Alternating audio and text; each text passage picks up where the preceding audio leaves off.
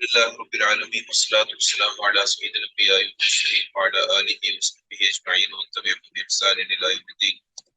ما بعد فأعوذ بالله السميع العليم من الشيطان الرجيم. بسم الله الرحمن الرحيم. ہم نے پچھلے لیکچرز میں آداب طالب علم کے حوالے سے یہ پڑھا تھا کہ علم کلام کیا ہے اور علم کلام کا مقصد کیا تھا. آپ اس کون بتائے گا کہ علم کلام کا مقصد کیا تھا؟ علم کلام کا مقصد، علم کلام کا مطلب کیا ہے اور اس علم کا مقصد کیا تھا؟ کسی کے ذہن میں ہے؟ چلے میں مختصراً خلاصہ عرض کر دیتا ہوں.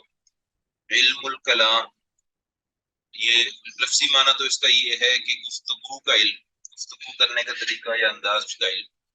اس کا پس منظر یہ ہے کہ جب فلسفے کا، یونانی فلسفے کا ترجمہ ہوا عربی زبان کے اندر فارسی دور کے اندر، تو فلسفیانہ مباحث جو ہے وہ عرب کے اندر ڈسکس ہونے لگی. اس میں مختلف چیزیں تھیں کہ گریک فلسفے کے اندر ایک تصور تھا الہ کا، معبود کا، تمام چیزوں کی ماہیت کا، کہ زمین کیسے بنی، آسمان کائنات کیسے بنی، اور وہ چیزیں جن کا وجود ہوتا ہے کیا وہ ہمیشہ سے ہوتی ہیں یا کبھی وجود میں آتی ہیں، اور اس طرح کی دیگر مباحث تھیں. عرض کیا ہوتا ہے، جسم کیا ہوتا ہے، جوہر کیا ہوتا ہے، حادث کیا ہوتا ہے، قدیم کیا ہوتا ہے، یہ مختلف چیزیں ان کے یہاں آئیں. تو انہوں نے کیا کیا کہ یہ عقلی دلائل، منطقی باتیں، فلسفے کی باتیں، ان چیزوں کو انہوں نے منطبق کرنا شروع کر دیا دینی تعلیمات کے اوپر. اور اب ان علوم کی بنیاد کے اوپر انہوں نے اسلامی عقائد کے اوپر اعتراضات اٹھانا شروع کر دیے. سب سے پہلا فتنہ تو کھڑا ہوا تھا تقدیر کے مسئلے کو لے کے، کیونکہ تقدیر کا معاملہ، تقدیر کا جو علم ہے وہ تھوڑا سا دقیق ہے. عام طور پہ لوگوں کو اتنی جلدی اس کی سمجھ نہیں آتی. جب اس کو پڑھنا شروع کرتے ہیں تو تھوڑی سی کنفیوژن ہوتی ہے کہ اگر سب کچھ پہلے سے لکھا ہے اور ہم ویسا ہی کرتے ہیں جیسا لکھا ہوا ہے، تو پھر ہمیں سزا کیوں ہوگی، پھر نیکی کرنے والے کو جنت کیوں ملے گی، گناہ کرنے والے کو عذاب کیوں ہوگا. لیکن وہ سمجھ نہیں پاتے کہ تقدیر میں جو کچھ لکھا ہے وہ اللہ نے اپنے علم سے لکھا ہے. اس کا مطلب یہ نہیں ہے کہ ہم اس لکھے کے پابند ہیں. ہاں یہ تو ہو سکتا ہے کہ ہمارے حالات اس لکھے کے مطابق ہوں، لیکن ہم نے ان حالات کے اوپر ریئیکٹ کیسے کرنا ہے اس کے بارے میں اللہ جانتا تو ہے، لیکن ہم اپنی فری چوائس اور اپنی فری ول سے کرتے ہیں. اس کے اوپر عمل اپنی مرضی سے اپنے حالات کے مطابق عمل کرتے ہیں. اس کی مثال میں نے سمجھانے کے لیے آپ کے سامنے رکھی تھی کہ جس طرح سے آپ اپنے گھر والوں کے مزاج کو سمجھتے ہیں. کوئی ہاسٹل میں رہتا ہے تو وہ اپنے روم میٹس کے مزاج کو سمجھتا ہے، اور وہ جانتا ہے کہ اگر ہم نے مثال کے طور پہ اس کا کھانا کھا لیا تو وہ کیسے ریئیکٹ کرے گا. اگر والد صاحب سو رہے ہیں اور ہم نے شور کر کے ان کو جگا دیا تو وہ کیسے ریئیکٹ کریں گے. یا فلاں بہن یا بھائی کے لیے اگر والدہ نے جو ہے کھانا نہ رکھا تو وہ کس طرح سے لڑائی کرے گا. مثالیں دے رہا ہوں میں. تو جس طرح سے ہم ان کے مزاج کو سمجھتے ہیں اور ان کے مزاج کو سامنے رکھ کے ہم اندازہ کرتے ہیں، پریڈکٹ کرتے ہیں کہ اگر ایسا ہو گیا تو وہ ایسا کرے گا. تو اس سے یہ مراد نہیں ہوتی کہ اب آپ کو میری اسکرین شیئر ہو رہی ہے؟ جی استاد اب شیئر ہو رہی ہے. اس سے یہ مراد نہیں ہوتی کہ ہماری پریڈکشن انفلوئنس کرتی ہے اگلے بندے کے بیہیویئر کو. ہماری پریڈکشن جو ہے وہ مستقل ہوتی ہے اور ہمارا یہ اندازہ ہوتا ہے اس کے ساتھ وقت گزارنے کے بعد کہ یہ ایسا ہے کہ اگر ایسا ہوا تو یہ ایسے کرے گا. تو جس طرح ہم بہت دفعہ کسی کے بارے میں صحیح پریڈکٹ کر لیتے ہیں تو ہم تو ناقص علم والے ہیں، تھوڑے سے تجربے سے ہم پریڈکشن کرتے ہیں، لیکن اللہ تو چونکہ رب العالمین ہے، کائنات کو بنانے والا ہے، اس کی وہ پہلے سے جانتا ہے کہ کون اپنی مرضی سے، اپنی چوائس سے ان امور کے اندر جس کے اندر اللہ تعالیٰ نے انسان کو چوائس دی ہے کیا کرے گا. اور وہ اپنی مرضی سے، اپنی فری ول سے وہ کام کرتا ہے. اذان کی آواز سارے سنتے ہیں. اللہ تعالیٰ کسی کو پابند نہیں کرتا کہ وہ نماز پڑھے، یا کسی کو پابند نہیں کیا جاتا کہ وہ نہ پڑھے. ہر ایک بندہ اپنی مرضی سے اٹھتا ہے، کوئی جاتا ہے مسجد کو، کوئی گھر پڑھتا ہے نماز، کوئی خدا نخواستہ قضا کر دیتا ہے. تو یہ انسان سارے اعمال اپنی مرضی سے کر رہا ہوتا ہے. لیکن شیطان نے وسوسے ڈالے اور اس کو ایسے ہی موقع چاہیے ہوتے ہیں، تو اس نے تقدیر کے حوالے سے سب سے پہلے گمراہی پیدا کی. معتزلہ کا فرقہ سامنے آیا، جبریہ کا فرقہ سامنے آیا، قدریہ کا فرقہ سامنے آیا. اسی طرح سے پھر ایک بحث چل پڑی قرآن پاک کے حوالے سے کہ کیا قرآن پاک اللہ کی مخلوق ہے یا قرآن پاک اللہ کی صفت ہے. اس کے حوالے سے امام احمد بن حنبل نے بڑی مصیبتیں اور سہولتیں برداشت کی. اسی طرح پھر اللہ تعالیٰ کی صفات کے حوالے سے کہ اللہ تعالیٰ مخلوق جیسا تو نہیں ہے، تو پھر کیسا ہے؟ تو اس کا سمپل سا جواب یہ تھا کہ اپنی شان کے شایع ہیں. لیکن لوگوں نے کہا کہ نہیں، اچھا اگر اللہ کا ہاتھ ہے تو پھر ہاتھ کا مطلب تو یہ ہوا کہ ہاتھ تو انسانوں کا ہوتا ہے، ہاتھ تو اس کا ہوتا ہے، ہاتھ تو اس کا ہوتا ہے، تو پھر ایسا ہوتا ہے. اگر اس کا کوئی وجود ہے تو اس کا مطلب ہے کبھی نہ کبھی وجود بنا تھا، اس کا مطلب ہے وہ ازلی نہیں ہے. تو اس طرح سے انہوں نے مفروضے فلسفے اور منطق کی بنیاد کے اوپر اعتراضات اور سوالات اٹھانا شروع کر دی. اب اس کے بعد یہ سارے فتنے فساد مسائل سامنے آئے، تو اس کے بعد اہل سنت کی دو آرا تھی. یعنی بنیادی طور پہ تو عقیدہ وہی تھا جو اللہ اور اس کے رسول نے امت کو عطا کیا. تو ایک تو وہ علماء تھے جو کہتے تھے چونکہ یہ بات قرآن و سنت میں لکھی ہے، اس لیے ہمیں بغیر کسی فلسفے منطق اور عقلی دلیل میں گھسے ہمیں اس کے اوپر ایمان لانا ہے، کیونکہ ہمارا ایمان بالغیب ہے. ہم عقل یا آبزرویشن یا سینسز کی بنیاد کے اوپر تو ایمان لائے نہیں، ہم تو نبی پاک صلی اللہ علیہ وسلم کو اللہ کا رسول مان کے ایمان لائے. اور اگر یہ چیزیں، یہ علوم جو وحی کے ذریعے اللہ تعالیٰ نے منتقل کیے ہیں، اگر یہ عقل کے ذریعے اور حواس کے ذریعے ان کا اکتساب، ان کو حاصل کرنا ممکن ہوتا تو پھر اللہ تعالیٰ وحی بھیجتے ہی نہ. تو جس طرح سے یہ علوم ان کی بنیاد وہی ہے، اسی لیے اس کے اوپر ایمان لانے کا سبب بھی وہی ہے. مثال کے طور پہ حضرت ابوبکر رضی اللہ تعالیٰ عنہ سے کسی نے پوچھا کہ کیا کوئی ایک ہی رات میں فلسطین سے ہو کے آ سکتا ہے؟ تو انہوں نے کہا یہ ممکن نہیں ہے. تو انہوں نے کہا دیکھا نا، ہم کہتے تھے، ہمارے نبی نے کہا ہے کہ وہ فلسطین سے بھی ہوئے ہیں اور ساتوں آسمانوں کی اور سیر بھی کر رہے ہیں. تو حضرت ابوبکر نے کیا فرمایا؟ کوئی عقلی دلیل دی، کوئی سائنسی دلیل دی؟ انہوں نے بتایا کہ E = mc² ہوتا ہے اور ایسے ہوتا ہے اور ویسے ہوتا ہے. نہیں، انہوں نے کہا کہ اگر حضور نے فرمایا تو بالکل سچ کا ہے. ان کی اس سے بھی بڑھ کے ہم باتیں مانتے ہیں کہ روزانہ کئی دفعہ جبریل امین وہاں سے ہو کے آتے ہیں اور اللہ کا پیغام لے کے آتے ہیں. تو یہ علم کلام والے حضرات نے کیا کیا کہ انہوں نے کہا کہ اچھا تم فلسفے کی روح سے اعتراض کرتے ہو، ہم فلسفے کی روح سے، عقل کی دلائل کی روح سے، منطق کی روح سے تمہیں ثابت کریں گے کہ اللہ نے جو قرآن پاک میں اور نبی پاک صلی اللہ علیہ وسلم نے جو حدیث میں ایمان، عقائد، اللہ کی صفات اور مسائل بیان فرمائے ہیں وہ درست ہیں. تو یہ یہاں سے بنیاد پڑی اہل سنت کے عقائد کو عقل کی بنیاد کے اوپر ثابت کرنے کی کاوش کا نام علم الکلام پڑا. اب بظاہر تو یہ لگتا ہے کہ انہوں نے مسئلہ حل کر دیا، اعتراض کرنے والوں کے اعتراضات کو دور کر دیا، لیکن مسئلہ فتنہ کہاں پیدا ہوا کہ جب انہوں نے بھی سمجھا کہ شاید عقائد عقل سے ہی ثابت ہوتے ہیں.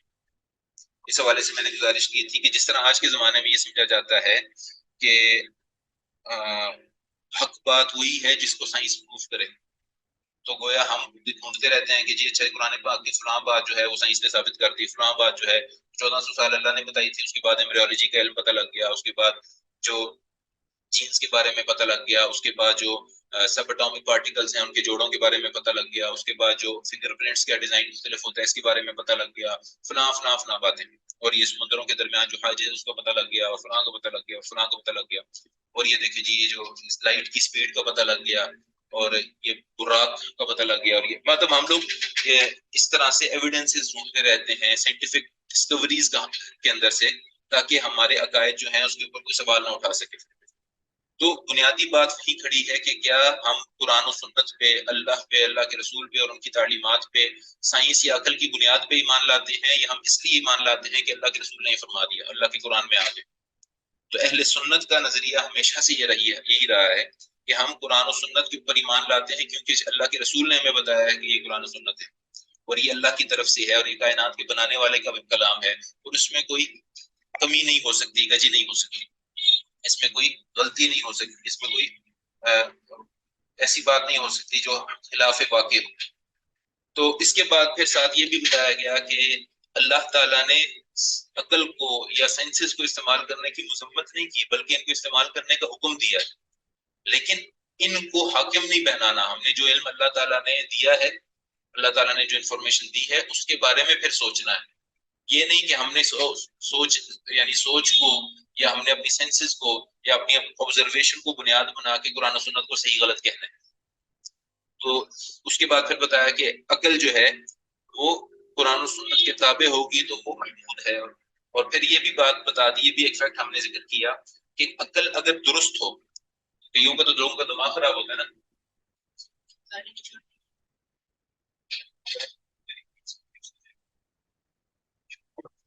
کئی لوگوں کی عقل ہی درست نہیں ہوتی، عقل غیر سلیم ہوتی ہے، جیسے کچھ لوگوں کا مزاج سے ٹھیک نہیں ہوتا، جیسے کچھ لوگوں کی دیکھنے کی صلاحیت ٹھیک نہیں ہوتی، کچھ لوگوں کی سننے کی طاقت ٹھیک نہیں ہوتی، کچھ لوگوں کی بولنے کی طاقت ٹھیک نہیں ہوتی.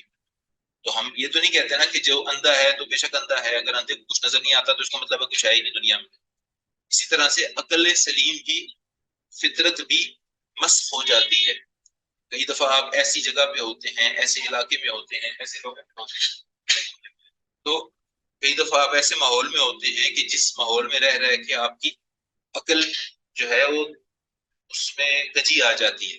مثال دی جاتی ہے ایک، ویسے تو تھوڑی سی آپ یہ کہہ لیں کہ مزاحیہ سی مثال ہے، کہ مثال کے طور پہ ایک خاتون تھی، ایک بچی تھی، اس کی شادی کسی ایسی جگہ پہ ہو گئی جہاں پہ اس کے سسرال والوں کا گھر جو تھا نا گندے نالے کے پاس تھا. اب اس علاقے میں سارا علاقہ مشہور تھا کہ جب بھی باہر والے لوگ وہاں سے گزرتے تھے تو ان کو بو آتی تھی. تو پہلے دن جب وہ بیچاری آئی تو اس کو بھی بو آئی، لیکن 2-3 دن رہ کے وہ ایسی نم ہو گئی، نمنس آ گئی کہ اس کو وہ بو محسوس نہیں ہو رہی تھی. تو وہ آئی اور اس نے خوش سے ہو کے اپنی ساس کو جو ہے وہ بتایا فخر سے کہ دیکھا میں آئی ہوں تو تھوڑی بو مک گئی. تو اس نے یہ سمجھا کہ شاید میرے آنے کی وجہ سے برکت سے جو ہے وہ ختم ہو گئی. در حقیقت ہوا کیا تھا کہ وہاں اس کو وہاں رہ رہ کے بو کا احساس ہی نہیں ہوتا تھا. اسی طرح سے بعض دفعہ ہم کسی ایسے ماحول میں رہتے ہیں، جیسے مثال کے طور پہ کوئی ایسا ماحول ہو، کوئی ایسا علاقہ ہو جہاں پہ چوری اور کرپشن عام ہو، تو ہم وہاں پہ رہتے رہتے انسان چوری اور کرپشن کو سیریسلی نہیں لیتا، ہم کہتے ہیں یہ تو معمول کی بات ہے. یا جیسے مجھے یاد ہے، اللہ معاف کرے، تقریباً آج سے 10-12 سال پہلے جب پاکستان میں بہت زیادہ دھماکے ہوتے تھے تو حالات ایسے ہو گئے تھے کہ شروع میں تو بڑا ہوتا تھا کہ اچھا دھماکہ ہوا، اتنے لوگ فوت ہو گئے، شہید ہو گئے، اور پھر ایسا معمول بن گیا کہ 3-4 مہینے سال کے بعد کہ دھماکہ ہوتا تھا، اچھا جی فلاں جگہ ہوا، اتنے بندے مار کے، اچھا جی چلو جی آگے چلو. یعنی انسان کے اندر اس چیز کے حوالے سے ایک اڈیپٹیبلٹی آ جاتی. تو اسی طرح سے انسان کی فکر میں ہوتا ہے.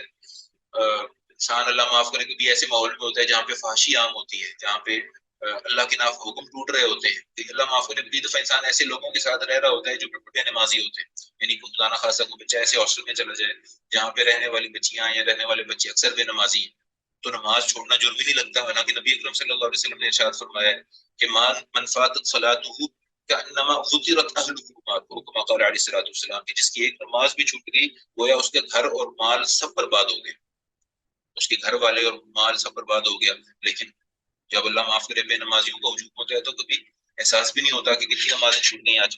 بلکہ کئی دفعہ لوگ سیر سے ہاتھ میں جاتے ہیں اور چیزوں کو دیکھ کے کہہ رہے ہوتے ہیں ماشاء اللہ سبحان اللہ، اور زور بھی گئی، اثر بھی گئی، مغرب بھی گئی، عشاء بھی گئی، اور کوئی پرواہ بھی نہیں کرتا.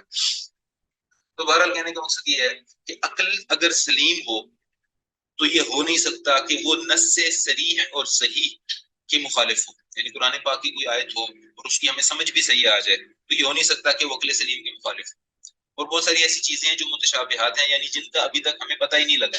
جیسے بہت ساری ایسی چیزیں ہیں جو نبی اکرم صلی اللہ علیہ وسلم کے دور میں ڈسکور نہیں ہوئی تھی، تو اس وقت اگر کوئی اعتراض کرتا تو وہ اس کی اپنی کم سمجھی ہونی تھی. لیکن جیسے جیسے چیزیں ڈسکور ہوتی ہیں چیزیں سمجھ میں آنا شروع ہو جاتی ہیں. تو یہ ہو نہیں سکتا کہ کوئی بھی فیکٹ ہو جو ورلڈلی فیکٹ ہو، کسی بھی سائنس کے علوم میں وہ ڈسکور ہو سکتا ہے. فزکس والے اس کو ڈسکور کر سکتے ہیں، بایولوجی والے اس کو ڈسکور کر سکتے ہیں، کیمسٹری والے اس کو ڈسکور کر سکتے ہیں، جیولوجی والے اس کو ڈسکور کر سکتے ہیں، اسٹرانومی والے اس کو ڈسکور کر سکتے ہیں. یہ ہو نہیں سکتا کہ کوئی فیکٹ ہو اور وہ اللہ کی بتائی ہوئی بات کے مخالف ہو. ہاں یہ ہو سکتا ہے کہ ہم نے وہ فیکٹ ڈسکور نہ کیا ہو، یا پھر اس کے بعد آپ یہ بھی دیکھتے ہیں کہ سائنٹیفک ڈسکوریز کے اندر یہ فلا بھی ہوتا ہے کہ کبھی کوئی ایک چیز رول بن جاتی ہے. مثال کے طور پہ نیوٹن کے جو لاز آف موشن ہے اس کے اندر ٹائم اور اسپیس اسٹیٹک ہوتی ہے کہ جی every action is a reaction equal in magnitude and opposite direction, یا ایکسیلریشن کے جو قواعد ہیں وغیرہ وغیرہ، اس کے اندر ان دونوں چیزوں کو اسٹیٹک مانا ہوا ہے. لیکن آئنسٹائن نے آ کے دونوں چیزوں کے بارے میں کہا کہ نہیں، یہ تو ریلیٹیولی ایکسپینڈ کرتی ہیں، یا یہ چیزیں جو ہیں وہ اسٹیٹک نہیں ہیں. اسپیس بھی جو ہے وہ اسٹیٹک نہیں ہے، ٹائم بھی جو ہے اس کے اندر بھی ڈائلیشن ہو سکتی ہے، ایکسپینشن ہو سکتی ہے. تو یہ وہ ساری چیزیں ہیں جو ہم وقت کے ساتھ ساتھ انسان ان چیزوں کو ڈسکور کرتے جائیں گے. یہ کائنات کے علوم ہے، اللہ نے ان سے روکا نہیں ہے، ہم سائنس کے خلاف نہیں ہیں، لیکن ہم اس چیز کے خلاف ہیں کہ ہم سائنس کو یا عقل کو دین اور عقائد کی تصحیح و تغلید کے حوالے سے بنیاد بنا لیں. یعنی ہم ان کو کرائٹیریا بنا کے کہیں کہ اچھا دین کی یہ بات چونکہ سائنس کے خلاف ہے اس لیے نعوذ باللہ یہ ٹھیک نہیں ہے، یا عقل کے خلاف یہ بات جاتی ہے اس لیے یہ ٹھیک نہیں. تو ہم نے حاکم کس کو رکھنا ہے ہمیشہ؟ آپ لوگ میری بات سن پا رہے ہیں؟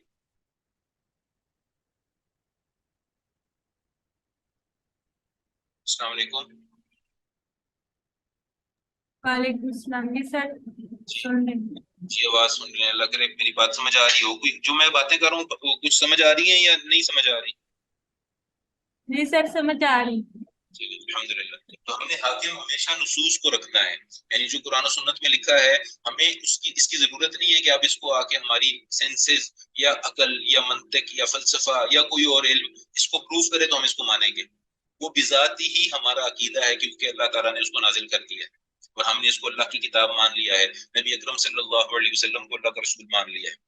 تو یہ وہ بنیاد ہے جس کی بنیاد پہ کہا جاتا ہے کہ اہل سنت والجماعت وہ ہیں جو نصوص کو کما ہیا جیسے کہ اللہ نے نازل کیے ہیں ویسے مانتے ہیں.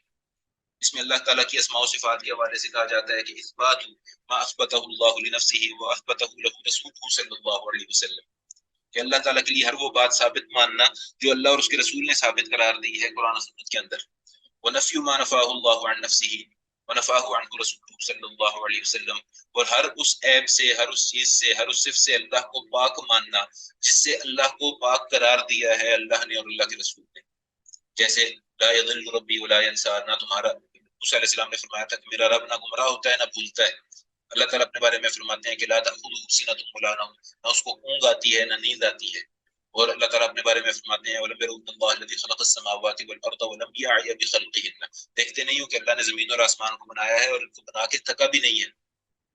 اور اسی طرح سے اللہ تعالیٰ اپنے بارے میں فرماتے ہیں کہ هَلْ تَعْلَمُ لَهُ سَمِيًّا، تمہیں کو پتہ ہے کہ اللہ جیسا کوئی اور ہے؟ تو اللہ تشبیہ سے بھی پاک ہے، لَيْسَ كَمِثْلِهِ شَيْءٌ، اللہ جیسا کوئی بھی نہیں ہے.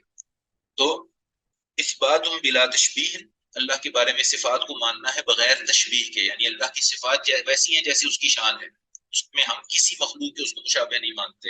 اور نفی بلا تعطیل، اور اللہ سے اگر کسی صفت کا انکار کرنا ہے، کسی عیب کا انکار کرنا ہے تو کسی صفت کا انکار نہیں کرنا بلکہ عیوب کا انکار کرنا ہے. اس سے مراد یہ ہے کہ مثال کے طور پہ حدیث شریف میں آتا ہے کہ اللہ تعالیٰ فلاں بندے کو دیکھ کے مسکراتے ہیں، تو یہ نہیں سوچنا کہ اگر اللہ مسکرائے گا تو یہ اللہ کی شان کی شایا ہے، تو اس سے مراد مسکرانا نہیں ہے، دراصل اس سے مراد خوش ہونا ہے. تو وہی اللہ تعالیٰ کے رسول نے اگر فرمایا تو مسکراتے ہیں اپنی شان کی شایا، جیسے اللہ کی شان ہے ویسے ہمیں ان چیزوں میں زیادہ ڈیٹیلز میں جانے کی ضرورت ہی نہیں. تو اہل سنت کے حوالے سے ہم نے بتا دیا کہ یہ کون ہے. اب شروع میں اس کلاس کے اندر وہاؤلا، یہی لوگ جو مناظرے سے بچتے ہیں، بحث سے بچتے ہیں، علم کلام سے دور رہتے ہیں، گناہوں سے بچتے ہیں، بدعات سے بچتے ہیں، یہ کون ہے؟ وہاؤلاء هم اہل السنت والجماعت، یہی لوگ اہل سنت والجماعت ہیں. المتبعون آثار رسول اللہ صلی اللہ علیہ وسلم، یہ نبی پاک صلی اللہ علیہ وسلم کے آثار یعنی جو آپ نے دیا قرآن و حدیث اس کی اتباع کرتے ہیں. وہم کما قال شیخ الاسلام ابن تیمیہ رحمہ اللہ، اور یہ کیسے ہیں؟ جیسے ابن تیمیہ نے فرمایا ان کے بارے میں کہ نقاوت المسلمین وهم خیر الناس، یہ مسلمانوں کا بہترین گروہ ہے اور لوگوں میں سب سے اچھی ہے. اچھا اب یہ لوگ کیا کیا کرتے ہیں، ان کی صفات یہاں پہ کچھ ذکر ہوئی ہیں. تو در حقیقت یہ اہل سنت الجماعت ہیں، عبادات اور معاملات اور عقائد میں سلف صالحین یعنی صحابہ کرام اور ان کے راستے پر چلنے والوں کی پیروی کرتے ہیں. سنتوں کو اپنی زندگیوں میں اپناؤ، یہ ساری صفات اپنانی ہے، بحث مباحثہ سے پرہیز کرنا ہے. اب اس کے بعد یہ سوال پیدا ہوتا ہے کہ یہ کون ہے؟ تو عقائد کے باب میں قرآن اور سنت کو حتمی سورس ماننے والے جو ہیں وہ اہل سنت والجماعت ہیں. اور جو سمجھتا ہے کہ عقائد عقل سے ثابت ہوتے ہیں یا سائنٹیفک ڈسکوریز کی ویریفیکیشن کے بعد ثابت ہوتے ہیں، یہ بات میں کیوں کر رہا ہوں؟ میں یہ سمجھتا ہوں کہ اس دور کا فتنہ یہ ہے، سائنٹزم کا دور ہے یہ. یہاں پہ لوگ سچی ترین بات سائنس کی بات کو سمجھتے ہیں، جس طرح اس دور کے اندر سچی ترین بات عقل کی بات کو، فلسفے کی بات کو مانا جاتا تھا. اور اسی لیے ہمیں اس چیز کے بارے میں پتہ ہونا چاہیے کہ اگر کوئی کہتا ہے کہ آئی بلیو ان فزکس، تو اس سے تھوڑا سا ایکسپلینیشن لینی چاہیے کہ بلیو ان فزکس سے کیا مراد ہے. کیا فزکس جو سائنٹیفک نالج کا ایک برانچ ہے، کیا تم اس کو کائنات کے حوالے سے حقیقی علم مانتے ہو، حتمی علم مانتے ہو، یا کائنات کی حقیقت کے حوالے سے تم اللہ تعالیٰ کی بتائی ہوئی باتوں کو حتمی مانتے ہو؟ کیونکہ خدا نخواستہ کل کو یہ فتنے ہمارے گھروں میں آ جائیں گے، کیونکہ یہ چیزیں ہمارے سلیبس میں اسکولوں کالجوں میں آ چکی ہیں. بگ بینگ کی تھیوری، ایوولوشن کی تھیوری اور اس طرح کی چیزیں لوگوں نے ماڈرن آئیڈیالوجیز کو یعنی ہیومن رائٹس کے حوالے سے کہتے ہیں جی یہ بیسک فنڈامنٹل ہیومن رائٹس ہیں، اس کے اگینسٹ کوئی بھی بات جائے گی تو ہم نہیں مانیں گے. پھر بے شک وہ بات قرآن پاک کے احکام کے خلاف جا رہی ہے تو کہتے ہیں نہیں نہیں نہیں، یہ بیسک ہیومن رائٹس کے خلاف ہے قرآن کی بات، ہم نہیں مانیں گے، نعوذ باللہ. یا پھر اسی طرح کی ماڈرن آئیڈیالوجیز ہوں یا سائنس ہو، یہ ساری چیزیں ہوں، یہ لبرلزم، سیکولرزم، فیمنزم، اور یہ اللہ معاف کرے L G B T Q اور اس کے فتنے، اور یہ جو ہمارے ملک میں شروع ہو گئے ٹرانسجینڈر کے اور اس کی ساری جو خصوصیات اور لوازمات ہیں، اور اسی طرح جی وہ کہتے ہیں جی آپ نے آرتھوڈاکس باتوں کو، ڈوگماس کو جو ہے اس کو حاکم بنایا ہوا ہے سائنس کے اوپر. تو بھائی ہم آرتھوڈاکس اور یہ فضول نام نہ لو قرآن و سنت کے بارے میں، جو اللہ اور اس کے رسول کی تعلیمات ہیں ان کی کو ہم حاکم مانیں گے، اور ہمارے اولاد بھی مانیں گے، اور مسلمان بھی مانیں گے پوری دنیا میں ہمیشہ قیامت تک کے لیے. تبھی ہم دنیا اور آخرت میں کامیاب ہوں گے، اور اسی کے مطابق ہم انشاءاللہ اپنی زندگیاں گزاریں گے. لائف سٹائل بھی وہی اپنائیں گے جو اللہ کے رسول نے دیا ہے، اور تعلیمات بھی وہی اپنائیں گے جو اللہ کے رسول دے کے گئے. تو یہ بات بنیادی طور پہ ہمیں ذہن میں رکھنی چاہیے. ویسے فقہ کے اعتبار سے جو لوگ بھی قرآن کو، حدیث کو، اجماع کو، قیاس کو بنیادی طور پہ سورسز آف اسلامک لا مانتے ہیں وہ اہل سنت میں سے ہیں. احناف بھی، شافعی بھی، مالکی بھی، حنبلی بھی، اہل حدیث بھی. اور ہاں کوئی اگر یہ سمجھتا ہے کہ نہیں میری بات یا میرے مذہب کی بات اگر وہ قرآن و سنت کے خلاف بھی ہے تب بھی میں نے اسی کے ساتھ چمڑے رہنا ہے، تو پھر وہ خطرے میں ہے، پھر وہ اہل سنت میں سے نہیں ہے. کیونکہ اہل سنت کا شیوہ ہے کہ قرآن اور سنت کو سب سے آگے رکھا جاتا ہے، اللہ اور اس کے رسول کے اوپر کسی کی ترجیح نہیں ہے. لیکن بہرحال لوگوں کو اپنی زندگی گزارنے کے لیے علماء کی اتباع کرنی چاہیے اور کرنی پڑتی ہے. اچھا جی، تو یہاں پہ یہ بات ہو رہی ہے. اس کے بعد ہم آگے چلتے ہیں کہ بہت ساری علماء ہم دیکھتے ہیں تاریخ میں، جب ہم پڑھتے ہیں کتابوں کو پڑھتے ہیں، شروحات حدیث کو پڑھتے ہیں، مفسرین کی کتابوں کو پڑھتے ہیں، تو ہمیں نظر آتا ہے کہ بہت سارے علماء اسماء و صفات کی مباحث کے اندر اشاعرہ تھے یا ماتریدی تھے. تو کیا پھر وہ ہم ان کو اہل سنت نہ مانیں؟ تو اس کے بارے میں ایک یہ قول نیچے نقل کیا گیا ہے کہ اصل تو یہ ہے کہ اللہ تعالیٰ کی اسماء و صفات کے حوالے سے ان رجحانات سے بچا جائے، علم کلام سے بچا جائے، تعویل سے بچا جائے. لیکن بعض علماء نے بعض مسائل کے اندر اگر تعویل کا رستہ اختیار کیا ہے تو اگر اور پھر وہ تعویل کر کے اہل سنت کے جو عقائد ہیں ان سے منحرف ہو جاتے ہیں، تو ہم انہیں کہیں گے کہ یہ لوگ ان چیزوں کے اندر غلطی پہ ہیں، اور اصل حقیقت وہی ہے جو اللہ اور اس کے رسول کی تعلیمات ہیں اور وہ عقائد ہیں جو صحابہ سے اس امت تک منتقل ہوئے. تو مثال کے طور پہ یہاں پہ امام کیا نام ہے، یہ ایک تھوڑا سا پیراگراف میں یہاں سے پڑھ دیتا ہوں، پھر ہم اس کے بعد اگلی اس پہ جاتے ہیں کہ اہل سنت سے خارج وہی ہوتا ہے جو کہ اہل سنت کے متمیز یونیک عقائد یا اصول فنڈامنٹلز کی مخالفت کرے. البتہ جس نے کسی فرعی مسئلے میں اختلاف کیا تو ایسے شخص کو اہل سنت سے خارج نہیں کیا جا سکتا، اور ان بنیادی عقائد اور نظریات کا ذکر امام ابن تیمیہ کے قول کے حوالے سے ہو چکا. امام شاطبی رحمۃ اللہ علیہ گمراہ فرقوں کے حوالے سے ذکر کرتے ہوئے فرماتے ہیں کہ ان کے گمراہ ہونے اور تفرقہ میں پڑنے کی وجہ ان کے دین کے بنیادی قواعد میں اختلاف تھا، ورنہ جزوی یا سیکنڈری مسائل میں اختلاف کرنے سے فروعی اختلافات جو ہوتے ہیں جس فقہ کے معاملات میں اختلاف کرنے سے گروہ وجود میں نہیں آتے اور نہ ہی فرقے بنتے ہیں، اور فرقے اور گروہ بنتے ہی ہیں تب ہیں جب کہ اختلافات اصول اور بنیاد میں. اس نقطے کو اس لیے سمجھنا ضروری ہے کہ کئی بار علماء اور ائمہ ایسے ہیں جن میں بعض عقیدے کے مسائل میں غلطیاں ہوئی اور وہ متکلمین علم الکلام کے ماہرین کے نظریے سے متاثر ہوئے. ان کے بارے میں سوال یہ پیدا ہوتا ہے کہ ان کے بار ائمہ کو کیا اہل سنت میں ہی شمار کیا جائے گا یا بدعتی فرقوں میں؟ ان کی خدمات اتنی زیادہ ہیں اور خیر ان سے اتنی پھیلی کہ ان کو بدعتی قرار دینا یا بدعتی گروہوں سے وابستہ کرنا درست معلوم نہیں ہوتا. ایسے علماء یا لوگوں کے بارے میں ہم یہی کہتے ہیں کہ عمومی اعتبار سے یہ اہل سنت میں ہی شامل ہے، البتہ بعض مسائل میں یہ اشعریت کی طرف رجحان رکھتے ہیں. ان کو ہم اشاعرہ نہیں کہہ سکتے، چونکہ اشاعرہ یا دیگر متکلمین کے گروہ اپنے آپ کو ایک مستقل گروہ ہیں جن کے اپنے اصول اور عقائد اور نظریات ہیں. اگر کسی ایک جز کی طرف کوئی عالم رجحان رکھتا ہے تو وہ ان میں شامل نہیں ہو جاتا. شیخ محمد ابن صالح العثیمین رحمہ اللہ سے امام ابن حجر اور امام نووی، یعنی امام ابن حجر وہ ہیں جنہوں نے فتح الباری لکھی، بخاری شریف کی شرح، اور امام نووی نے مسلم کی صحیح کی شرح لکھی، اور یہ بہت بڑے بڑے علماء ہیں، شافعی ہیں.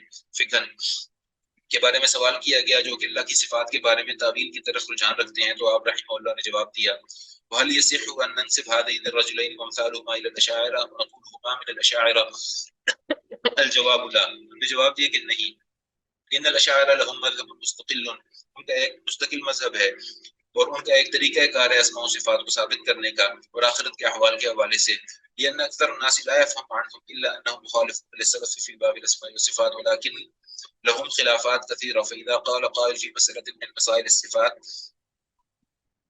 بما يوافق مذهبهم فلا نقول انه اشعري ارايتم لو ان انسانا من الحنابلة اختار قولا للشافعية فهل نقول انه شافعي. انہوں نے کہا کہ جس طرح ہم کسی مذہب یعنی حنابلہ میں سے کسی بندے کو کسی ایک مسئلے کے اندر شوافیہ کے قول کو اختیار کرنے کی وجہ سے شافعی نہیں کہتے، اسی طرح سے انہیں بعض مسائل میں اختلاف کی وجہ سے ہم اشاعرہ نہیں کہیں گے۔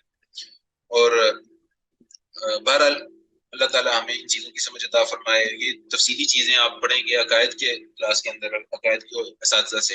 اب ہم اس کے بعد چلتے ہیں کہ اگلی صفت کیا ہونی چاہیے اہل سنت والجماعت کے اندر، کیا مراد ہے اللہ تعالیٰ اس سے کیا مراد ہے؟ تو امام مالک رحمۃ اللہ علیہ نے ارشاد فرمایا کہ الاستواء معلوم والکیف مجہول والایمان به واجب والسؤال عنه بدعۃ، کہ اللہ کا استوا کیا ہوتا ہے، استوا کیا مطلب کسی چیز کے اوپر چھا جانا، کسی چیز کے اوپر پھیل جانا، یہ معلوم بات ہے، عربی زبان کے اندر ہمیں پتہ ہے اس کا مطلب کیا ہے۔ اور اللہ کیسے عرش پر مستوی ہے، اس کی کیفیت، اس کی حیت جو ہے وہ ہم سے مخفی ہے، وہ ہم سے مجہول ہے، ہمیں نہیں پتا اس کی حیت کیا ہے، یعنی اس کی حقیقی صورت کیا ہے، نظر وہ کس طرح سے آتی ہے یہ چیز۔ لیکن اس کے اوپر ایمان لانا واجب ہے کہ اللہ مستوی علی العرش ہے، کیونکہ قرآن میں لکھا ہوا ہے۔ اور اس کے بارے میں زیادہ سوال کرنا بدعت ہے، کیونکہ یہ سوال صحابہ نے نہیں کیے، تابعین نے نہیں کیے، تو آپ کو کیوں مروڑ اٹھ رہا ہے کہ یہ سوالات ڈسکس کر رہے ہیں؟ اللہ نے کہہ دیا مان لو، بات ختم۔ اسی حوالے سے تو آیت ہم نے شروع میں پڑھی تھی کہ اللہ تعالیٰ فرماتے ہیں والذی انزل علیک الکتاب منہ آیات محکمات ہن ام الکتاب واخر متشابہات، کہ اللہ تعالیٰ نے قرآن پاک میں جو مختلف آیات نازل کی ہیں، کچھ محکمات ہیں جو بڑی واضح ہیں، بین ہیں، ظاہر ہیں، اور کچھ آیات ایسی ہیں جو متشابہات ہیں۔ تو وہ لوگ جن کے دلوں میں مرض ہے، نفاق ہے یا کمزوری ہے یا سلیم القلب جو نہیں ہے، وہ تو متشابہات کے پیچھے پڑے رہتے ہیں کہ اس کا کیا مطلب ہے، اس کا کیا مطلب ہے، اور اس طرح کی باتیں اور اس طرح کے سوال اور اس طرح کی بحثیں چھیڑتے رہتے ہیں۔ اور جو ایمان والے ہیں، اللہ کہتے ہیں والراسخون فی العلم یقولون آمنا بہ، علم میں رسوخ جن کو اللہ نے عطا کیا ہے، یعنی جو اللہ تعالیٰ کو پہچان گئے ہیں اور اللہ کی منشا کو پہچان گئے ہیں، جو سمجھتے ہیں کہ اللہ ہم سے چاہتا کیا ہے، وہ کہتے ہیں کہ جی کل من عند ربنا قالوا آمنا، وہ کہتے ہیں کہ ہم اس پہ ایمان لاتے ہیں ہمارے رب کی طرف سے، ہمیں اس کے اوپر کسی ڈیٹیلز میں جانے کی ضرورت ہی نہیں۔ وما يذكر الا اولو الالباب، اور اللہ تعالیٰ عقل والوں کے اس بات کی سمجھ عطا فرماتے ہیں۔ تو اس حوالے سے یہ مختلف فرقے ہیں اشاعرہ اور ماتریدیہ کے، جو اسماء و صفات کے ابواب کے اندر اہل سنت کے عقائد کو علم کلام کے ذریعے سے ثابت کرنے کی کوشش کرتے تھے، اور اس میں انہوں نے بعض جگہ پہ تعبیرات کی ہیں جس کی وجہ سے وہ اس نظریے سے منحرف ہیں جس نظریے کے اوپر صحابہ تھے یا جس نظریے کے اوپر محدثین تھے یا ابتدائی فقہا تھے۔ تو اللہ تعالیٰ ہمیں ان چیزوں کی سمجھ عطا فرمائے۔ اچھا جی، اس کے بعد یہ جاننے کے بعد بدعت سے بچنا ہے، علم کلام سے بچنا ہے، بحث مباحثے مناظرے سے بچنا ہے، تعصب سے بچنا ہے، اور کھلے دل سے ان کو قبول کرنے کی کوشش کرنی ہے، گناہوں سے معاصی سے بچنا ہے۔ اور ان سب کے بعد یہ بہت جو اہم چیز ہے، یعنی قرآن پاک میں اللہ تعالیٰ نے تقویٰ کی اتنی تعریف کی ہے اور تقویٰ کو اتنا بڑا سورس آف نالج بتایا ہے کہ ایک جگہ پہ اللہ تعالیٰ ارشاد فرماتے ہیں یا ایھا الذین آمنوا ان تتقوا اللہ یجعل لکم فرقانا، اے ایمان والو اگر تم تقویٰ اختیار کرو گے تو اللہ تعالیٰ تمہیں فرقان بنا دے گا۔ فرقان کا کیا مطلب ہوگا کہ اللہ تعالیٰ تمہیں سمجھا دے گا کہ کیا صحیح ہے، کیا غلط ہے، کیا اچھا ہے، کیا برا ہے، کیا کرنا ہے، کیا نہیں کرنا، یعنی اللہ اتنی سمجھ اور فہم و فراست عطا فرما دے گا۔ اسی طرح پہ ایک جگہ پہ اللہ تعالیٰ ارشاد فرماتے ہیں قرآن پاک میں واتقوا اللہ ویعلمکم اللہ، تم اللہ سے ڈرتے چلے جاؤ، اللہ تعالیٰ تمہیں سکھاتا چلا جائے گا۔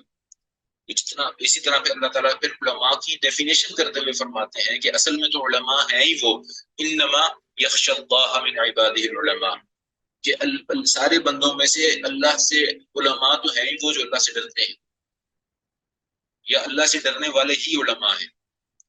تو اللہ کا خوف اور خشیت اتنی ضروری ہے، یہ نہیں کہ ہم کو دین کا پتہ لگ گیا تو اب اس کی وجہ سے ہم تکبر کریں اور لوگوں کے بارے میں باتیں کریں اور خود گناہ کرتے رہیں۔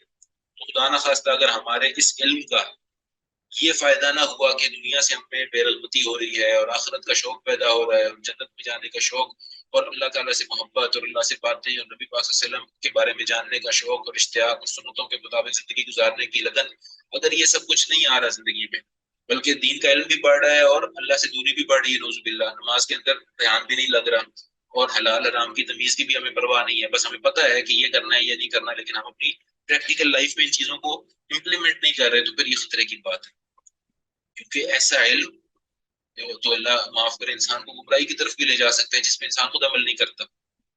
اور ایسا لوگوں کو کے اوپر تو ہم فتوے لگائیں گے, لوگوں کو تو ہم لیکچر دیں گے, لیکن خود عمل نہیں کریں گے تو پھر جنت میں کیسے جائیں گے؟ ہمارے علم کی بنیاد کے اوپر تو جنت نہیں ملے گی نا. بلکہ سوال کیا ہوگا قیامت والے دن,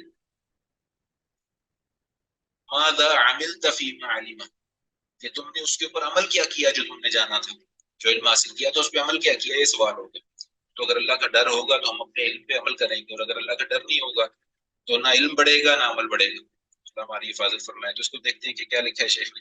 خوف اور خشیت کے مابین فرق ہے.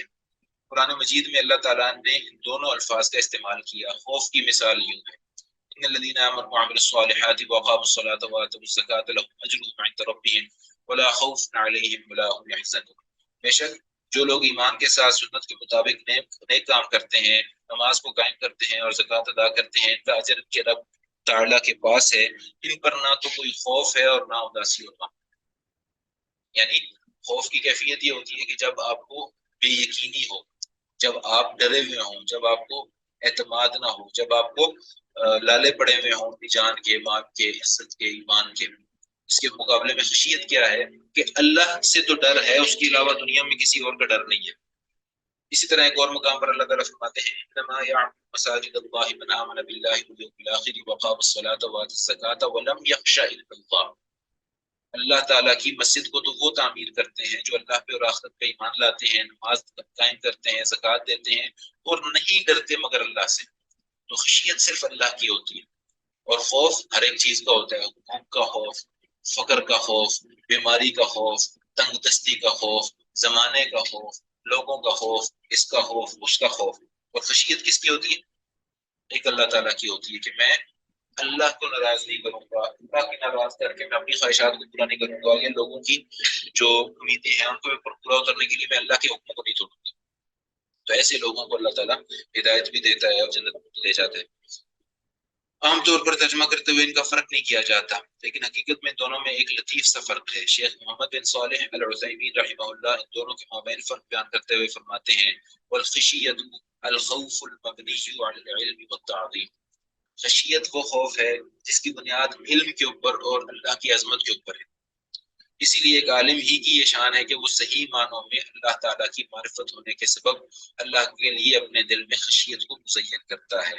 جس لیے اللہ تعالیٰ فرماتے ہیں کہ انما یخشی اللہ من عبادہ العلماء, کہ بے شک اللہ سے ڈرنے والے تو وہی ہیں جو علم رکھتے ہیں. یعنی جو اللہ کے بارے میں جانتے ہیں وہی اللہ سے ڈریں گے نا. مثال آپ کو دوں ایک چیز کی سمجھنے کے لیے. آپ کو اگر پتہ لگے کہ جی آپ کو آپ کے علاقے کے ایس ایچ او نے یا ایس ایس پی نے بلایا ہے, آپ کے سمجھ جاری ہوئے, تو انسان کتنا پریشان ہوگا کہ پتہ نہیں کیوں بلایا, پتہ نہیں کیا کہیں گے, پتہ نہیں کیا ہو گیا ہے, پتہ نہیں میرے خلاف کیا انکوائری ہے, پتہ نہیں میرے کے بارے میں کس نے کیا رپورٹ کر دی. اور آپ کو دن میں 5 دفعہ پتہ لگتا ہے کہ مجھے اللہ بلا رہے ہیں. اگر اللہ کے بارے میں پتہ ہی نہیں ہے, اللہ کی عظمت کیا ہے, اللہ کی شان کیا ہے, تو کتنے لوگ ہیں جو اذان کان میں مار دیتے ہیں اور نماز کے لیے نہیں جاتے. اس کی وجہ کیا ہے کہ اللہ تعالیٰ کتنا بڑا بادشاہ ہے, کتنا قادر ہے, کتنا اختیار رکھتا ہے, کیا کچھ کر سکتا ہے, کیا کچھ سنوار سکتا ہے, کیا کچھ بگاڑ سکتا ہے, اس کا استحضار ہی نہیں ہے. تو اللہ کو جانتے نہیں ہیں, اس لیے اللہ تعالیٰ کے بلاوے کی پرواہ بھی نہیں. تو جو اللہ کو جتنا زیادہ جانتا ہوگا اور اللہ تعالیٰ کی وہ حیثیت اس کے دل میں بیٹھی ہوگی, اتنا وہ اللہ کے حکم پہ لبیک کہے گا, اور اللہ کے حکم پہ جو اللہ کہے گا وہ کرنے کے لیے تیار ہو جائے گا. ایک عالم تب تک عالم شمار نہیں کیا جا سکتا جب تک کہ وہ اس پر صحیح معنوں پر عمل نہ کر لے. اور عمل تبھی انسان کرتا ہے جب اس کے دل میں اللہ کے لیے خشیت ہو. جب اللہ سے ڈریں گے تو پھر اللہ کے حکموں پہ عمل ہوگا نا. اللہ تعالیٰ کی ہیبت کا, جلال کا, وقار کا, اللہ کے احسانات کا جب اندازہ ہوگا تو پھر ہم اللہ تعالیٰ کے لیے اپنی زندگی کو وقف کریں گے. اور اگر اللہ معاف کرے ان چیزوں میں کمی ہوگی تو پھر کیا علم اور کیا بے علم, سب ایک برابر. عمل کے اعتبار سے علماء کی 2 اقسام ہیں. ایک تو قسم علماء کی ہے جو کہ علم تو بہت رکھتے ہیں پر عمل میں پیچھے ہیں. دوسری قسم ان علماء کی ہے جو کہ عالم با عمل ہے. صحیح معنوں میں عالم جس کو ہم عالم ربانی کہتے ہیں وہ وہی ہے حاصل کردہ علم پر عمل کرنے والا. عمل یعنی عمل بھی کرنے والا بھی ہو, ورنہ دینی علم تو اللہ غیر مسلموں کو بھی عطا کر دیتا ہے. یعنی مثال کے طور پہ شیطان نے اللہ کو دیکھا ہوا تھا, یا دیکھنا بھی ہو تو اللہ سے باتیں کی ہوئی تھی، فرشتوں کے ساتھ رہتا تھا، جنت جہنم دیکھی تھی، انسان کو بنتے ہوئے دیکھا تھا، یہ ساری بات اللہ نے ڈائریکٹلی اس کو آرڈر کیا تھا کہ میں بناؤں گا سجدہ کروں۔ تو آدم علیہ السلام کی تخلیق کے حوالے سے ہم سے زیادہ عالم تو شیطان ہے نا، اور آسمانوں کی سیر بھی کی ہے، فرشتوں کے درمیان رہ کے بھی آئے، لیکن اس علم کو اسے کیا فائدہ ہوا؟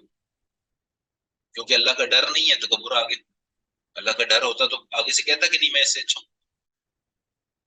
تو اللہ کا ڈر اگر نکل جائے تو اللہ معاف کرے، پھر کیا ہے؟ جہنم ہے جو اس کا ٹھکانہ ہے، اور اللہ معاف کرے ہر تکبر کرنے والے کا ٹھکانہ۔ تو اللہ تعالیٰ ہمیں بھی اپنا خوف، اپنا تعلق، معرفت، اپنی پہچان نصیب فرمائے، تاکہ ہم قرآن پاک کو، نبی پاک صلی اللہ علیہ وسلم کی احادیث کو اپنی زندگی کا حصہ بنائیں، اپنے نظریات کا حصہ بنائیں، اپنی صبح و شام کا حصہ بنائیں، صرف زبانی کلامی باتوں تک نہیں، بعد میں نکلے۔ یعنی عالم ربانی جس کی فضیلت میں کئی احادیث اور قرآنی آیات نازل ہوئی ہیں، جن کا تذکرہ ہم پہلے بھی کر چکے ہیں، یہ وہی ہیں جو کہ اس علم سے فائدہ اٹھاتے ہیں اور اس پر عمل کرتے ہیں۔ عمل کے بغیر علم، یعنی اب علم ہے لیکن اس پہ عمل نہیں ہے تو کیا ہوگا؟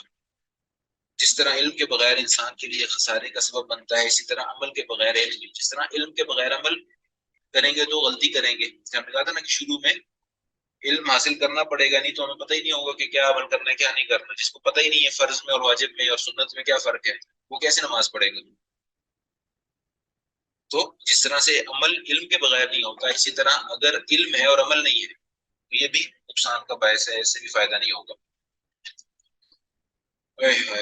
اسی طرح عمل کے بغیر علم بھی محض ایک فتنہ ہے، چونکہ ایک جاہل سے سرزد ہونے والی کئی غلطیاں اللہ تعالیٰ نظر انداز کر دیتے ہیں، جبکہ ایک عالم کی گرفت چلتی ہوتی ہے۔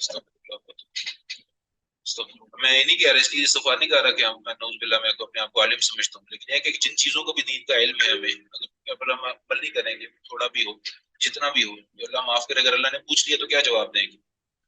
قیامت کے روز ایک شخص سے اس کے علم کے حوالے سے سوال کیا جائے گا۔ اللہ کے رسول صلی اللہ علیہ وسلم نے ارشاد فرمایا، لا تزول قدم ابن آدم یوم القیامت من عند ربه حتى يسأل عن خمس۔ انسان ابن آدم جو بھی ہوگا قیامت والے دن، جو بھی مرد یا عورت جائے گا اللہ کے سامنے، 5 سوالوں کا جواب دینے سے پہلے وہ اپنی جگہ سے ہل نہیں پائے گا۔ یعنی اگر اللہ نے حساب لینا شروع کر دیا، اللہ نے حساب لینے کا فیصلہ کر لیا، تو جب تک جواب نہیں دے گا اپنی جگہ سے ہل نہیں سکے گا۔ کیا سوال ہوں گے؟ عن عمرہ فیما افنا، کہ اپنی زندگی کن کاموں میں گزاری، وعن شبابہ فیما ابلا، اور اپنی جوانی کن کاموں میں ختم کی، یعنی جوانی میں کیا کیا، ومالہ من این اکتسبہ، اور پیسے کہاں سے کمائے، زندگی میں جو تم نے کھایا پیا، چیزیں پہنی، یہ کہاں سے لیا، حلال ذرائع سے لیا یا حرام ذرائع سے لیا، وفیما انفقہ، اور کمانے کے بعد خرچ کہاں کیے، اور وماذا عمل فیما علیم، اور جو علم تھا اس پہ عمل کیا کیا۔ اس لیے آپ لوگ ماشاءاللہ دین کا علم حاصل کر رہے ہیں، بہت مبارک ہے، بہت اچھا ہے، اور انشاءاللہ یہ آپ کو اللہ کے قریب کرے گا، سبب بنے گا اللہ کی قربت کا، اللہ کی رضا کا۔ لیکن مسئلہ یہ ہے کہ خدا نخواستہ اگر یہ علم پہ عمل رہ گیا، یہ علم تو ہوا لیکن اس پہ عمل نہ ہوا، یہ علم تو آیا دل میں، اور دل میں اللہ کی محبت نہ آئی، اللہ کے رسول کی محبت نہ آئی، آخرت کی محبت نہ آئی، دنیا سے بے رغبتی نہ آئی، گناہوں کی نفرت نہ آئی، اور نیکیوں کی محبت نہ آئی، نبی پاک صلی اللہ علیہ وسلم کی سنتوں کی محبت نہ آئی، اور ان کے مطابق، ان کے حکموں کے مطابق زندگی گزارنے کا شوق نہ آیا، اور اللہ کے دین سے محبت اور باقی تمام نظریات اور افکار کی نفرت نہ آئی، اگر یہ دین کا علم دماغ میں آیا، دل میں آیا، اور یہ آ کے جیت نہ گیا، ہمارے اپنے پرانے لائف سٹائل کو اس نے پیچھے نہ دھکیل دیا، سنتوں والی زندگی کو ہمارے جسم کے اوپر لاگو نہ کر دیا، تو یہ نہ ہونا کہ یہ علم ہمارے لیے خلاف حجت بن جائے، یعنی اللہ پوچھے گا کہ ماشاء اللہ اتنا علم تھا، آپ کو کیا عمل کیا، تو اس سوال کا پھر کیا جواب دیں گے اگر عمل نہ کیا تو اللہ تعالیٰ ہمیں معاف کر دے، اللہ تعالیٰ ہمیں عمل کرنے کی توفیق عطا فرمائے، اور اخلاص کے ساتھ نبی اکرم صلی اللہ علیہ وسلم کی سنتوں کے مطابق عمل کرنے کی توفیق عطا فرمائے۔ تو اس کے بعد اسی طرح اللہ تعالیٰ نے ایسے علماء اور خصوصاً اہل کتاب پر اس اعتبار سے سخت تنقید قرآن پاک میں کی ہے جو کہ علم تو رکھتے ہیں پر اس پر عمل، اس کے مطابق عمل نہیں کرتے۔ سورۃ الصف میں اللہ تعالیٰ فرماتے ہیں، یا ایھا الذین آمنوا لم تقولون ما لا تفعلون، اے ایمان والو ایسی باتیں کیوں کرتے ہو جس پہ عمل نہیں کرتے۔ یعنی ویسے تو یہ آیت جو ہے بظاہر ان لوگوں کے بارے میں جو دعوے بڑے بڑے کرتے ہیں، یعنی اللہ معاف کرے جو کہتے ہیں کہ میں ایسے کر دوں گا یا میں ایسے کرتا ہوں، یا ایک تو ہوتا ہے نا جھوٹ بولنا کہ جی میں روزانہ اتنی نفل کی نماز پڑھتا ہوں اور جناب پڑھتا پڑھاتا کوئی نہیں ہے، اور ایک یہ ہے کہ انسان کہے کہ جی میں تو جناب میں اب عالم بن گیا ہوں یا بن رہا ہوں تو میں تو جناب 5 ارب لوگوں کو مسلمان کر دوں گا۔ ایک تو ہوتا ہے نیت کرنا اور ایک ہوتا ہے بس لوگوں کو امپریس کرنے کے لیے دعوے کرنا۔ تو اللہ معاف کرے، نیت تو خیر کی کرنی چاہیے، لیکن دعوے کرنا یا کوئی نیکی ہو گئی ہے تو اس کو بارے میں بتانا کہ جی شکر ہے اللہ کا آج بھی میرا روزہ ہے، اگلے دنوں بھی میں روزے رکھوں گا، میرا تو بس پچھلے 15 سال سے معمول ہے کہ میں بروں کے 10 دنوں میں روزے رکھتا ہوں، میرا نہیں ہے میں ویسے بتا رہا ہوں۔ تو اس طرح کی باتیں کرنا، اپنی تعریفیں کرنا، یہ دعوے مارنا جسے کہتے ہیں نا پھڑے مارنا پنجابی میں، تو اللہ میں سے بچائے۔ تو کبر مقتا عند اللہ ان تقولوا ما لا تفعلون، اللہ کو یہ بات سخت بری لگتی ہے کہ تم وہ باتیں کرو جو تم کر نہیں سکتے یا کرتے نہیں، جو تم کرتے نہیں اس کا کہنا اللہ کو سچ ناپسند ہے۔ اسی طرح سے ایک اور جگہ پہ اللہ تعالیٰ ارشاد فرماتے ہیں کہ تأمرون الناس بالبر وتنسون انفسکم وانتم تتلون الکتاب افلا تعقلون، تم لوگوں کو اچھائی کا حکم کرتے ہو اور اپنے آپ کو بھول جاتے ہو، حالانکہ تم قرآن پاک کو پڑھتے ہو، تم کتاب کو جاننے والے ہو، تم عمل کیوں نہیں کرتے؟ جس چیز کو اچھا سمجھتے ہو یا لوگوں کو بتاتے ہو کہ یہ اچھی ہے اس پہ خود عمل کیوں نہیں کرتے؟ اور جس چیز کو گناہ کہتے ہو، جس چیز کو برا کہتے ہو اس سے خود کیوں نہیں بچتے؟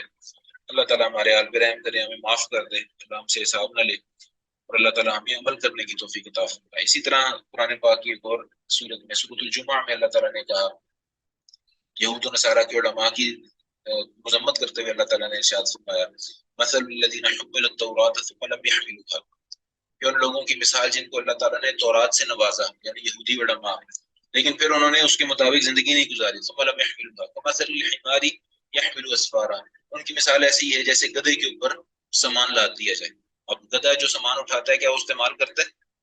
یعنی گدھے کے اوپر گندم پڑی ہے، کیا وہ گندم کی روٹی بنا کے کھائے گا؟ یا اور کوئی سامان جو اس کے اوپر آپ ڈال دیں کیا وہ اس کو استعمال کرے گا؟ اسی طرح اس کے اوپر علم تو ہے لیکن اس کو فائدہ نہیں، بوجھ ہی بوجھ۔ تو اسی طرح اللہ معاف کرے کہ دین کا علم اور اس پہ عمل نہ ہو تو یہ بوجھ بن جائے گا، اس کے بارے میں جواب دینا پڑے گا۔ اللہ ہمارے حال پہ رحم فرمائے۔ اسی طرح ایک اور جگہ پہ قرآن پاک میں فرماتے ہیں کہ ایھا الذین آمنوا ان کثیرا من الاحبار والرہبان لیأکلون اموال الناس بالباطل ویصدون عن سبیل اللہ، یہ بہت خطرناک بات ہے۔ آج کل کے دور میں بھی اس چیز کو بہت سوچنا چاہیے کہ کہیں ہم باطل گروہ کے ساتھ نہ مل جائیں، کہیں ہم لوگوں کو اللہ کی طرف بلانے کی بجائے اللہ سے دور کرنے کا باعث نہ بن جائیں، کیونکہ اللہ تعالیٰ فرماتے ہیں کہ ان کثیرا من الاحبار والرہبان، پچھلی امتوں کے اندر بہت سارے راہب ایسے تھے، بہت سارے علماء ایسے تھے، کیا کرتے تھے وہ؟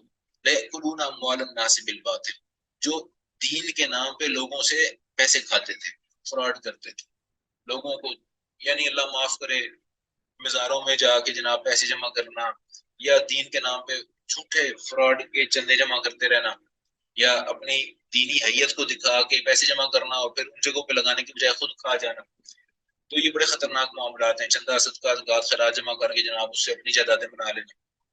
اللہ ہمارے حال پہ رحم کرے، بہت ساری پیری فقیری اس طرح سے ہو رہی ہے، اللہ تعالیٰ ہمیں ان چیزوں سے بچائے،